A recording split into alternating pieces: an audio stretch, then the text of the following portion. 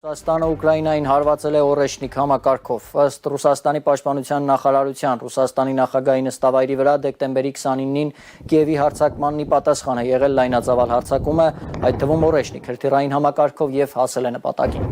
Պաշտոնական Կիևն ավելի վաղ հերքել էր Պուտինի կեցավայրի վրա հարձակման մասին պնդումները։ Ռուսական լայնածավալ հարձակման հետևանքով Կիևում առնվազն 4 մարդ է զոհվել, կան վիրավորներ, հրդեհվել են բազմաբնակարան շենքեր։ Կրիվոյ Ռոգ շրջանը համաձայն տեղի իշխանությունների Իսկանդեր տեսակի 2 բալիստիկ հրթիռներով է հարձակման ենթարկվել։ Կա 17 վիրավոր, այդ թվում 3 երեխա եւ 8 կին։ Խերսոնում 3 զոհ կա, 6 վիրավոր, 1 մարդ զոհվել է, 2-ը վիրավորվել Խերսոնի մարզի Տերասա Շևչենկո գյուղի մոտակայքում։ Ուկրաինայի ռազմաօդային ուժերը հայտնել են, որ Լվովում բալիստիկ հրթիռը հարվածել է ենթակառուցվածքային օբյեկտներին։ Ավելի վաղ Լվովի քաղաքապետ Անդրեյ Սադովը կասկած էր հայտնել, որ Լեհաստանի հետ սահմանին գտնվող քաղաքին օրեշնիկով են խփել։